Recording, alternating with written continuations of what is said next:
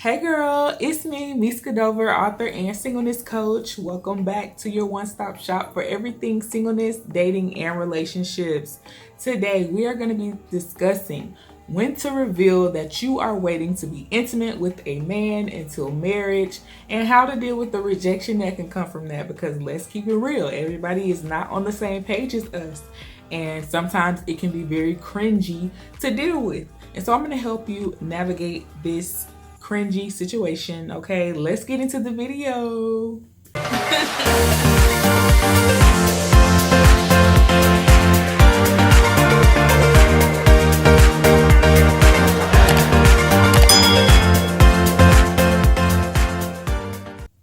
Okay, so I know this all too well.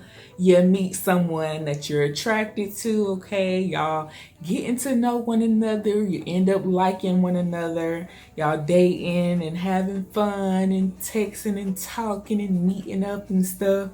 And all the while, it's hanging over your head that you made this vow of celibacy and you're not having intimacy until marriage. So all you can think about or anticipate is the moment that he requests to be intimate with you and how you gonna explain your decision to remain a virgin or abstinent until marriage. I was one that did not want to share my decision right offhand. I wanted to keep it to myself because I enjoyed the time that I was spending with this guy, and I didn't want to mess it up by saying that I wasn't going to allow him to be intimate with me and that I was not going to be intimate with anybody until marriage. And so doing that, I really did hurt myself in the end. Not sharing this information can be very dangerous while dating.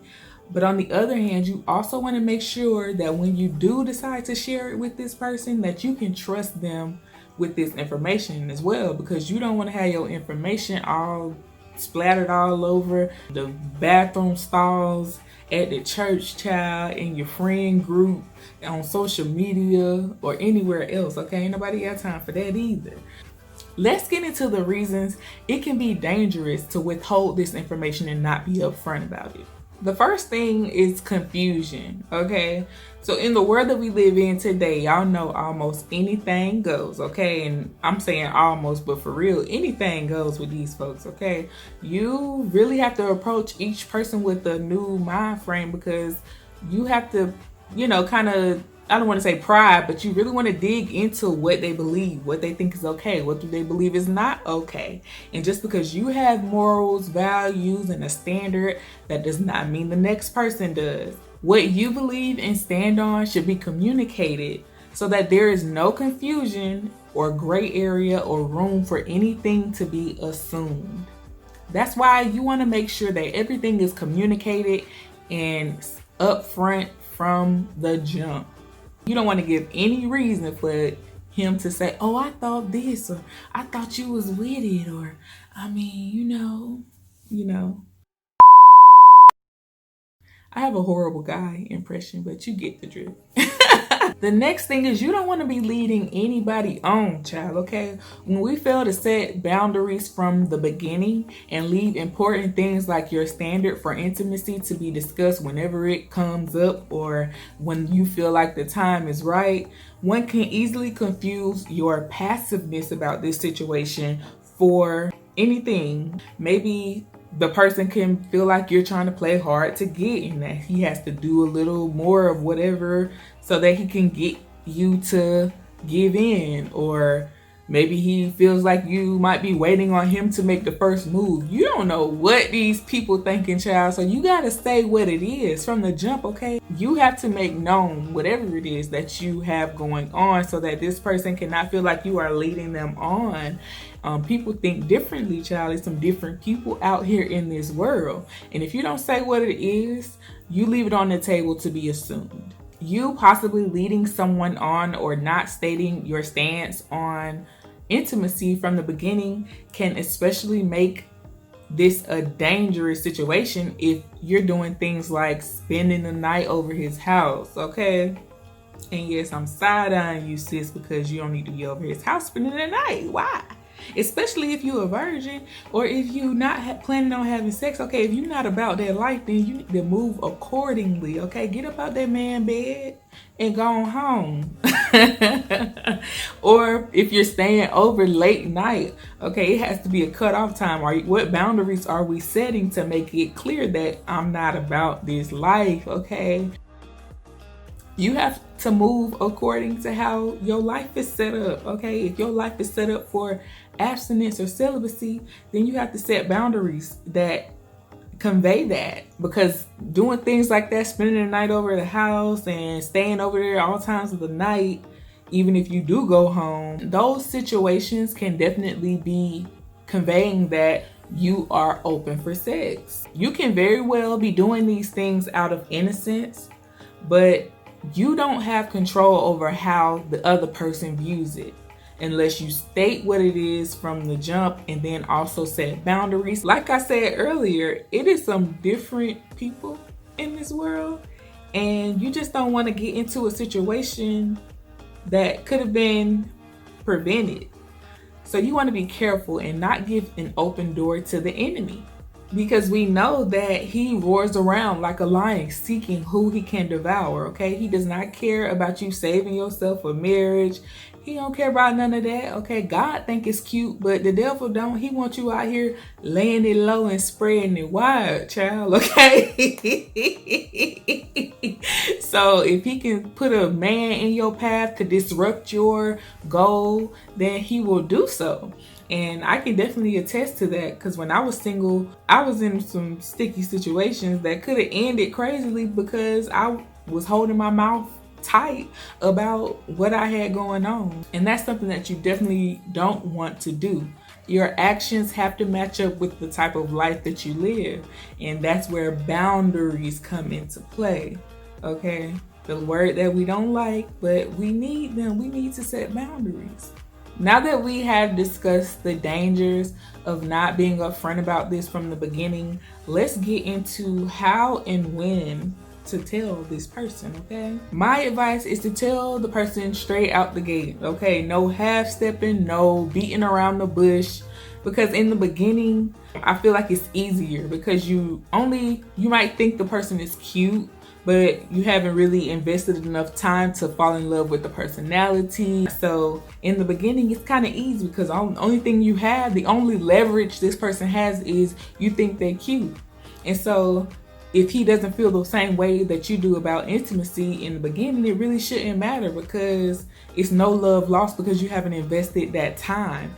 Now, it's different when you have invested weeks and months and time into this person, and then all of a sudden you want to tell them your decision. And then on down the line, he's thinking it's time to, do the do, because he might be thinking you on the 90-day Steve Harvey book rule, and 90 days get here and he like, okay. And you looking at him like, it'll be a very sad situation for that man. Tell him from the jump so that when or if he doesn't feel the same way, you really don't care, because it's like, child, only you like that. Bye. If you allow yourself to get super invested, it can be awkward letting this person know your decision later down the line instead of in the beginning. Now, I want to give you some tips to take with you so that you can share this information, okay, to make it a little easier for you. First, let's make it conversational. Take advantage of the first date. That's the best time to get all your stuff out there and spill the person out. Come up with your top questions that are deal breakers for you and slide them into the conversation as the night goes or the day goes or the afternoon, however. Just slide them into the conversation real naturally, real player, real pimp like. And just to make sure this guy can measure up, to make sure he is worthy to getting a next date. How I might slide it in the conversation is, so what are your beliefs on intimacy? Simple as that. It doesn't have to be this awkward movie moment where you're just in a dramatic scene and you just let them know that I'm waiting to have sex until marriage. It doesn't have to be that awkward. Sliding into the conversation. If you're wanting to be in a godly relationship, courtship, then you should definitely be willing to put yourself out there and get the questions, get to the hard stuff first so that you don't have to waste time in the end. The next tip I would probably say is wording.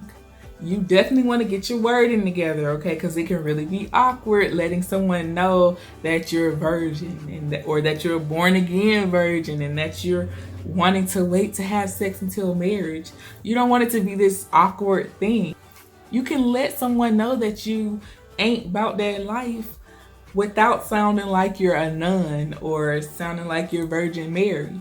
Something that I would probably say is I don't believe in sex before marriage, or I believe in celibacy or abstinence. Not I'm a virgin and I'm not having sex until I'm married. Whatever floats your boat for real, whatever you're comfortable with. But I'm just trying to give a few tips to make it a little less awkward. Side note, there are guys who will agree with you, smile in your face, child, but have secret hopes of you caving in or secret hopes of you breaking your rules for them, which is why you should definitely set boundaries and be leery of that. There are also guys who will agree, guys who are on the same page as you. And if that's the case, then, keep it pushing. But on the other hand, there is that group of guys that will reject you because of your decision, which can definitely leave you distraught, because I know it left me distraught, child, multiple times, okay? What they believe is that you should be able to experience sex within a marriage and outside of a marriage. But we know that that is not the way that God created sex to be had. He created it to be good within the perimeters of a marriage. Their rejection can unfortunately cause us to second guess our decision.